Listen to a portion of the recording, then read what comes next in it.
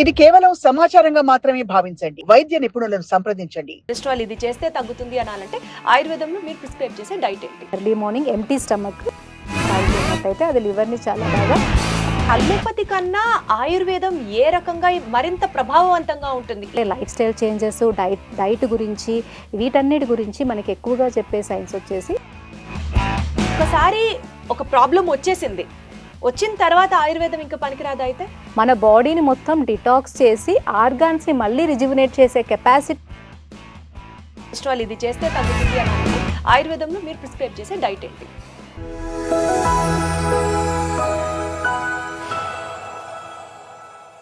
Hello everybody, అందరికీ నమస్కారం. Welcome to Sakshi life.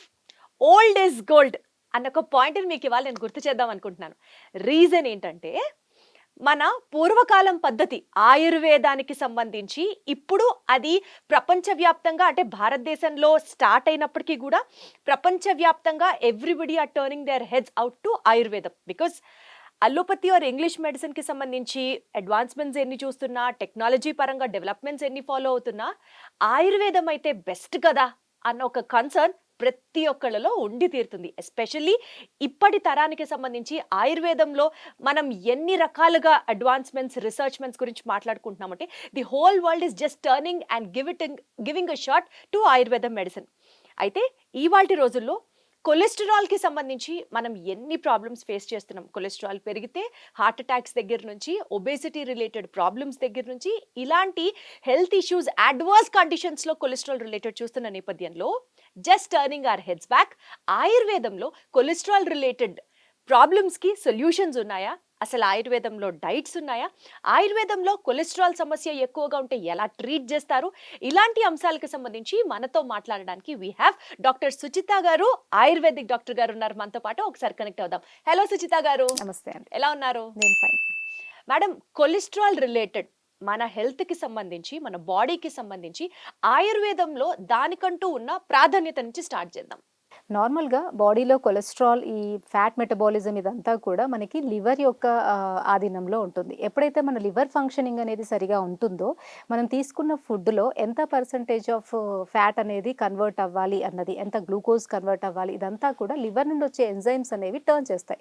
ఇప్పుడు మీరు నార్మల్గా ఒక ప్లేట్ ఆఫ్ ఫుడ్ తీసుకున్నారంటే ప్రోటీన్స్, కార్బోహైడ్రేట్స్, ఫ్యాట్స్ ఉంటాయి. సో ఇవన్నీ కూడా మనకి ఎనర్జీగా, గ్లూకోజ్గా మారి లివర్లో గ్లైకోజన్ లాగా అది స్టోర్ చేసుకొని ఉంటుంది. సో ఇమీడియట్గా మనకి గ్లూకోజ్ నుండి ఎనర్జీ వస్తుంది. కొన్నిసార్లు మనం ఫుడ్ తీసుకున్నప్పుడు ఆ గ్లైకోజన్ అనేది గ్లూకోజ్గా కన్వర్ట్ అయ్యి ఎనర్జీ అనేది మనకి రిలీజ్ అవుతుంది. అయితే ఫ్యాట్ కూడా నార్మల్గా మనకి కన్వర్ట్ అయిపోయి గ్లూకోజ్గా మనకి కన్వర్ట్ అవుతుంది. సో ఫ్యాట్ అనేది ఎంతవరకు డిపాజిట్ అవ్వాలి బాడీలో, అండ్ ఫ్యాట్ ఎంతవరకు మళ్ళీ టర్న్ అవ్వాలి, ఇదంతా రెగ్యులేషన్ అనేది మనకి లివర్ యొక్క ఎంజైమ్స్ యొక్క అధీనంలో ఉంటుంది.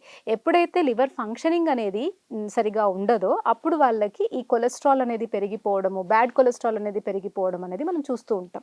సో ఇప్పుడు మనకి గుడ్ కొలెస్ట్రాల్ అని, బ్యాడ్ కొలెస్ట్రాల్ అని ఇట్లా ఉంటుంది కదా. సో ఈ డిఫరెన్సెస్ వచ్చినప్పుడు, అంటే బాడీలో గుడ్ కొలెస్ట్రాల్ శాతం తగ్గిపోయి బ్యాడ్ కొలెస్ట్రాల్ శాతం పెరిగినప్పుడు ఆయుర్వేదంలో మనకి దానికి సంబంధించిన ప్రత్యేకమైన ట్రీట్మెంట్ ఉందా? నార్మల్గా ఏంటి అని అంటే, ఏదైనా కూడా మనకు ఒక ప్రాబ్లం రావడానికి కారణాలు 3 ఉంటాయి. ఒకటి మన ఆహారం, అంటే మనం ఎలాంటి ఫుడ్ తీసుకుంటున్నాము. సెకండ్, మనం ఎలాంటి లైఫ్ స్టైల్ తీసుకుంటున్నాము, అండ్ ఎలాంటి ఎన్విరాన్మెంట్లో ఉంటున్నాము అన్నది ఇంపార్టెంట్. సో ఎప్పుడైతే మనం ఇంతకుముందు అన్నట్టుగా గుడ్ కొలెస్ట్రాల్ అనేది బాడీలో తగ్గిపోతూ బ్యాడ్ కొలెస్ట్రాల్ పెరుగుతుంది అని అంటే, లివర్ ఎంజైమ్స్, ప్యాంక్రియాటిక్ ఎంజైమ్స్ ఇవన్నీ కూడా అబ్నార్మల్ అయినట్టు. సో ఇవి అబ్నార్మల్ అవ్వడానికి రీజన్ ఏంటి అని అంటే, టైంకి ఫుడ్ తీసుకోకపోవడము, అండ్ ఎంత అవసరమో అంత ఫుడ్ కన్నా ఎక్కువ తీసుకోవడము, అండ్ ఫుడ్కి ఇవ్వాల్సిన ఇంటర్వెల్ కన్నా రిపీటెడ్గా తీసుకోవడం, అండ్ స్టమక్లో, గట్లో ఉండాల్సినటువంటి బ్యాక్టీరియా అనేది, హెల్దీ బ్యాక్టీరియా అనేది తగ్గిపోతూ ఉండడము బికాస్ ఆఫ్ మన లైఫ్ స్టైల్. అంటే నైట్ లేట్గా పడుకోవడము, అండ్ మార్నింగ్ లేట్గా లేవడము, ఇలాంటి వాటి వల్ల ఏమవుతుందంటే, అందుకని ఈ మధ్య రోజుల్లో గట్ హెల్త్ అనేది ఎక్కువ ప్రాధాన్యత సంతరించుకుంది. సో మనకి ఎప్పుడైనా ఈ లివర్, ప్యాంక్రియాస్ అండ్ ఈ జ్యూసెస్ ఏవైతే ఉన్నాయో, వీటి నుండి వచ్చే జ్యూసెస్ అండ్ గట్లో ఉండే బ్యాక్టీరియా అనేది నార్మల్గా ఉన్నంత వరకు మనకి ఈ కొలెస్ట్రాల్స్ పెరిగిపోవడము అన్న ప్రాబ్లం ఉండదు. ఎప్పుడైతే మనం చేసుకునే లైఫ్ స్టైల్ చేంజెస్ వల్ల, మన ఫుడ్లో వచ్చిన మార్పుల వల్ల ఒక చేంజెస్ జరిగినప్పుడు ఇవి అబ్నార్మల్ అవుతాయి. కాబట్టి రక్తంలో ఆ కొలెస్ట్రాల్ అనేది పేరుకుపోతూ ఉంటుంది. అంటే ఉండాల్సిన దానికంటే కన్నా ఎక్కువ కొలెస్ట్రాల్, అది కూడా గుడ్ బ్యాడ్ రెండు ఉంటాయి. ఇప్పుడు మనకి VLDL అండ్ లో LDL, LDL, HDL. HDL వచ్చేసి good good cholesterol, cholesterol. LDL is bad cholesterol. Low density, very low density అవన్నీ కూడా బ్యాడ్ కొలెస్ట్రాల్ అనమాట. అవి మనకి పెరిగిపోతున్నాయి అని అంటే ఎక్కువ శాతం జంక్ ఫుడ్ తినే వాళ్ళలో, లేట్ నైట్ తినే వాళ్ళలో, అండ్ ఎక్కువగా సెడెంటరీ లైఫ్ స్టైల్ ఉన్న సెడెంటరీ వాళ్ళలో. లైఫ్ స్టైల్ ఉన్న వాళ్ళలో, అండ్ అస్సలు ఫిజికల్ యాక్టివిటీ కనీసం నార్మల్గా మనం ఏం చెప్తామంటే బిఫోర్ బ్రేక్ఫాస్ట్ కనీసం ఒక half an hour to 40 minutes అనేది ఎవ్రీబడి షుడ్ యాక్టివ్. అలా ఉన్నప్పుడు అప్పుడు చేసిన ఎక్సర్సైజ్ వల్ల మనకేంటంటే బాడీలో అడ్రినలిన్ ఇవన్నీ కూడా మంచిగా రిలీజ్ అవుతాయి. కాబట్టి త్రూ అవుట్ డే మన బ్లడ్ వెజల్స్లో ఉండాల్సినంత కొలెస్ట్రాల్ అండ్ బ్లడ్ వెజల్స్లో ఉండే థిక్నెస్ ఆఫ్ బ్లడ్ ఇవన్నీ కూడా మెయింటైన్ అవుతాయి. బ్లడ్ వెజల్లో ఇంటర్నల్గా మనకి ఉండే ఎండోథీలియం అని అంటాం అనమాట, అది కూడా మెయింటైన్ అవుతుంది. ఎప్పుడైతే మనం ఇలా మెయింటైన్ చెయ్యమో, సెడెంటరీ లైఫ్ స్టైల్లోకి వెళ్ళిపోతామో అది డ్యామేజ్ అవ్వడం స్టార్ట్ అవుతుంది. బ్లడ్ వెజల్స్లో ఉండేటువంటి ఎండోథీలియం డ్యామేజ్ అవుతుంది అండ్ బ్లడ్లో కూడా మనకి కొలెస్ట్రాల్ స్థాయి అనేది పెరిగిపోతూ ఉంటుంది. సో దానివల్ల మీరు ఇంతకుముందు అన్నట్టుగా కొలెస్ట్రాల్ పెరిగిపోవడం వల్ల చాలా ప్రాబ్లమ్స్ వస్తాయి. సో టాప్ టు బాటమ్ మనం చూసుకున్నట్టయితే బ్రెయిన్లో మనకి ఎక్కువ కొలెస్ట్రాల్ డిపాజిట్స్ ఉండడం వల్ల సర్క్యులేషన్ అనేది తగ్గిపోయి నారో అవడం వల్ల మనకి పెరాలసిస్ అండ్ ఇస్కెమిక్ స్ట్రోక్స్ వస్తాయి.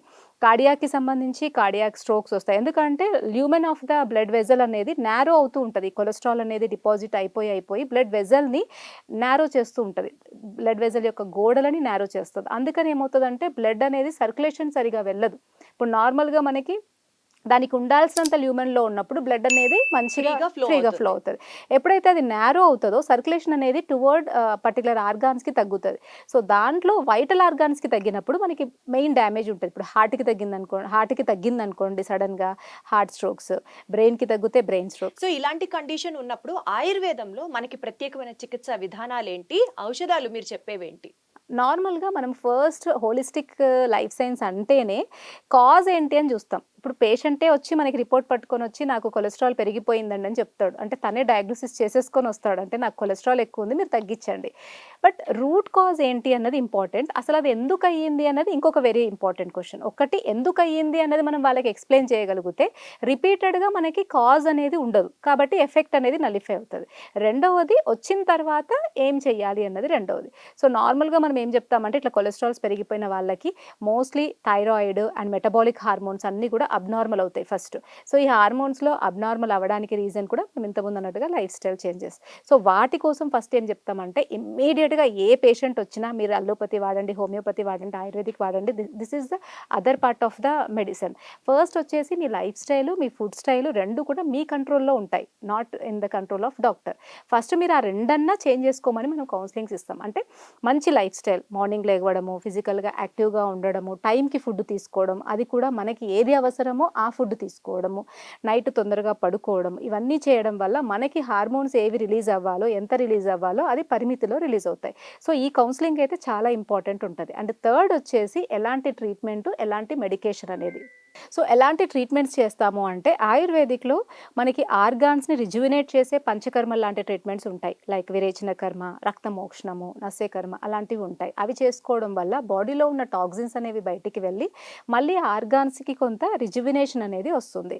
అండ్ సెకండ్ వచ్చేసి ప్రాబ్లం అనేది చాలా తక్కువ స్థాయిలోనే ఉంది అని అనుకుంటే లివర్ని పొటెంట్ చేసే అటువంటి కిరాతతిక్త, భూమి ఆమ్లకి, ఈశ్వరి, త్రిఫల ఇలాంటి కొన్ని మెడిసిన్స్ ఉంటాయి.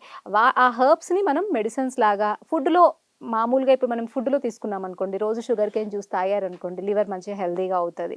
సో అట్లా ఫుడ్లో తిప్పతీగ రసం రోజు తీసుకున్నారు, లివర్ హెల్దీగా అవుతుంది. మనం తీసుకునే ఫుడ్లోనే కొన్ని సబ్స్టాన్సెస్ ఉంటాయి, అవి ఆ ఫుడ్లో చేంజెస్ చేసుకోమని చెప్తాము. At the same time medication కూడా మనం ఇస్తాం. కొలెస్ట్రాల్ ప్రాపర్ మెటబాలిజం కోసం లివర్ హెల్త్ అనేది చాలా ఇంపార్టెంట్ అని చెప్తున్నారు. దానికి సంబంధించిన డైట్ గురించి మనం మాట్లాడుకుందాం మేడం, ఎందుకంటే అది చాలా ఇంపార్టెంట్, జనాలకి మనకి అది టేక్అవే పాయింట్ లాగా ఉంటుంది. అయితే ఇక్కడ ఒక క్వశ్చన్, అలోపతి వర్సెస్ ఆయుర్వేదం అని చూసుకుంటే ఏది గొప్ప ఏది తక్కువ అని మనం మాట్లాడదు. బట్ అల్లోపతి కన్నా ఆయుర్వేదం ఏ రకంగా మరింత ప్రభావవంతంగా ఉంటుంది ఈ పర్టికులర్ కొలెస్ట్రాల్ డిసీజ్ని క్యూర్ చేయడానికి, అంటే ఏం చెప్తారు? నార్మల్గా మెటబాలిక్ డిసీజెస్ని ట్రీట్ చేయాలి అంటే మందులు, సర్జరీస్ కన్నా మెటబాలిజంనే సెట్ చేసుకోవాలి. ఇప్పుడు మీరు చూసే షుగర్ కావచ్చు, బీపీ కావచ్చు, థైరాయిడ్ కావచ్చు, పీసీఓడి లాంటి ప్రాబ్లమ్స్ కావచ్చు, మీరు చెప్పిన లివర్ ప్రాబ్లం వల్ల ఇప్పుడు కొలెస్ట్రాల్స్ పెరిగిపోవడం కావచ్చు. ఇవి ఒక డిసీజ్ కాదు పర్టికులర్గా, అంటే ఒక బ్యాక్టీరియానో ఒక వైరస్ ఇన్వాడ్ అవ్వడం వల్ల మనకి రాదు. మన లైఫ్ స్టైల్ మనం ఎప్పుడైతే చేంజ్ చేసుకున్నామో, మన ఫుడ్ స్టైల్ ఎప్పుడు చేంజ్ చేసుకున్నామో అప్పుడు ఇవి అటాక్ అయ్యేవి. సో ఈ సైన్స్ గురించి, అంటే లైఫ్ స్టైల్ చేంజెస్, డైట్ గురించి, వీటన్నిటి గురించి మనకి ఎక్కువగా చెప్పే సైన్స్ వచ్చేసి ఆయుర్వేదం. అంటే ఎలాంటి లైఫ్ స్టైల్లో ఉంటే మీకు అసలు డిసీజెసే రావు. ఫస్ట్ ఆయుర్వేదంలో మొత్తం అంటే ఒక పర్టికులర్ 4 పార్ట్స్ అని తీసుకుంటే ఫస్ట్ 2 పార్ట్స్ అంతా కూడా మీరు ఎలాంటి లైఫ్ స్టైల్లో ఉంటే మీకు ఎటువంటి ప్రాబ్లమ్స్ రావు అన్న దాని మీదే ఫోకస్ ఉంటుంది. తర్వాతనే మీకు వస్తే ఏం చేయాలి అన్నది. అందుకనే ఇప్పుడు మీరు అడిగినట్టుగా ఇప్పుడు మనము కన్వెన్షనల్ మెథడ్ తీసుకున్నాం అనుకోండి, దాంట్లో లైఫ్ స్టైల్ కన్నా ఎక్కువ ఇప్పుడు సిరోసిస్ ఆఫ్ లివర్ ఉందా, ఫైబ్రోసిస్ ఆఫ్ లివర్ ఉందా, ఫ్యాటీ లివర్ ఉందా, స్టేజెస్ని బట్టి ఏం మెడికేషన్ ఇవ్వాలి అన్న దాని మీదే ఫోకస్ ఉంటుంది. ఇంకా ఎక్కువ చెప్తే ఆల్కహాల్ తీసుకోకండి, ఫ్యాటీ ఫుడ్ తీసుకోకండి, ఇవి మాత్రం అడ్వైస్ చేయగలుగుతారు. బట్ ఆయుర్వేదిక్లో మనకి చాలా నెంబర్ ఆఫ్ ట్రీట్మెంట్స్ అవైలబుల్గా ఉంటాయి. ఒకటి, ఎలాంటి మెడికేషన్స్ తీసుకుంటే మన లివర్ అనేది పొటెంట్గా అవుతుంది, ఎలాంటి ట్రీట్మెంట్స్ అంటే ఆయుర్వేదిక్లో పంచకర్మ లాంటి ఎలాంటి ట్రీట్మెంట్స్ తీసుకుంటే లివర్ పొటెంట్ అవుతుంది. Main and very very important ఏంటి అంటే అసలు ఏం చేస్తే అసలు మనకి ఆ జబ్బులే రావు. వండర్ఫుల్. అంటే allopathy focuses mainly on the effect, versus ఆయుర్వేదం focuses mainly on the cause, reason. అసలు రాకుండా ఉంటే ఏం చేయొచ్చు అన్నది కూడా ఇది మనకి హెల్ప్ అది ఎక్కువ ఫోకస్. మనకి 70% ఫోకస్ మనం దేని మీద చేస్తామంటే రాకుండా ఉండడానికి మనం ఎలా ఉండాలి, మనల్ని మనం ఎలా ప్రిపేర్ చేసుకోవాలి. ఇప్పుడు మనం ఎగ్జామ్ లో ఫెయిల్ అవ్వకుండా ఉండాలంటే బాగా చదువుకోవాలి, టైం టేబుల్ చేసుకోవాలి, అవగాహన పెరుగుతుంది మనిషికి ముందు. అయితే అండి ఇప్పుడు ఒకసారి ఒక ప్రాబ్లం వచ్చేసింది, వచ్చిన తర్వాత ఆయుర్వేదం ఇంకా పనికిరాదా అయితే? లేదు, నేను చెప్పాను కదా, ఫస్ట్ మనము ఎక్కువ ఫోకస్ చేసేది కాజ్ అండ్ ఎఫెక్ట్ దాని మీద. సెకండ్ వచ్చేసి దేనివల్ల మనకు వచ్చింది అన్నది వాటన్నిటిని అవాయిడ్ చేయమని చెప్తాము.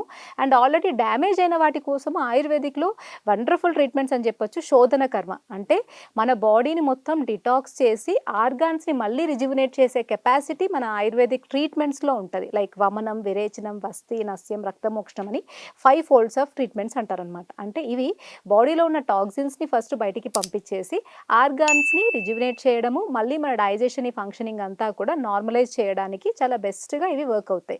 కాబట్టి ఇప్పుడు నార్మల్గా ఫ్యాటీ లివర్ ఉందనుకోండి ఎవరికైనా, సో ఫ్యాటీ లివర్ ఉన్నప్పుడు మనం ఏం చెప్తామంటే ఫుడ్లో ఎలాంటి చేంజెస్, లైఫ్ స్టైల్లో ఎలాంటి చేంజెస్ చెప్పిన తర్వాత ఆ ఫ్యాటీ లివర్ తగ్గాలి కదా, ఇప్పుడు లివర్లో ఫ్యాట్ డిపాజిట్స్ తగ్గాలి కదా. సో కన్వెన్షనల్ మెథడ్లో చెప్తారు ఒకసారి ఫ్యాటీ లివర్ వచ్చిందంటే మీకు స్టేజ్ వైజ్గా అడ్వాన్స్ అవుతుంది, మీరు వెళ్ళకుండా కంట్రోల్ చేసుకోండి అని. బట్ ఆయుర్వేదిక్లో where we have so many treatments చెప్పాను కదా, విరేచన కర్మ, రక్తమోక్షణము, కొన్ని మెడికేషన్స్ ఇంటర్నల్గా అవి ఇవ్వడం వల్ల మనం రివర్స్ చేసుకోవచ్చు దాన్ని. ఎన్నో రీసెర్చర్స్లో అండ్ ఎన్నో కేస్ స్టడీస్లో మనకి ఇవన్నీ కూడా రివర్స్ అవుతాయి. బట్ ఎప్పుడు అవుతాయి, మీరు అలాంటి ట్రీట్మెంట్స్ని ఫాలో అవుతూ మంచి లైఫ్ స్టైల్ని కూడా యాడ్ చేసుకోవాలి, అది కూడా ఒక ట్రీట్మెంట్ లాగా ఫాలో అవ్వాలి, అప్పుడే ఆయుర్వేదం వర్కౌట్ అవుతుంది అనమాట. డెఫినెట్గా ఆయుర్వేదం అయినా, అలోపతి అయినా, హోమియోపతి అయినా, ఏదైనా కూడా మెడికేషన్ అనేది సెకండ్ పార్ట్. ఫస్ట్ పార్ట్ వచ్చేసి మనకి ఎస్ఓపీస్. ఇప్పుడు ఏదైనా ఒకటి ఉంటే స్టాండర్డ్ ఆపరేటింగ్ ప్రొసీజర్స్ అంటారు. ఒకటి మనం స్కూల్కి వెళ్ళాలంటే టైం టేబుల్ ఉంటుంది, ఈ టైంకి వెళ్ళాలి, ఇలా చేయాలి, అప్పుడే మనకి ఇది ఉంటుంది. అట్లానే మన హెల్త్ మనకి కావాలి అంటే కూడా మీరు ఈ రకంగా లైఫ్ స్టైల్ ఉండాలి, ఈ రకంగా మీ ఫుడ్ హ్యాబిట్స్ ఉండాలి, మీ మానసిక ఆలోచనలు ఈ రకంగా ఉండాలి, అప్పుడు మీరు కోరుకున్న డిజైర్ అంటే రీచ్ అవుతారు అన్నది వెరీ వెరీ ఇంపార్టెంట్.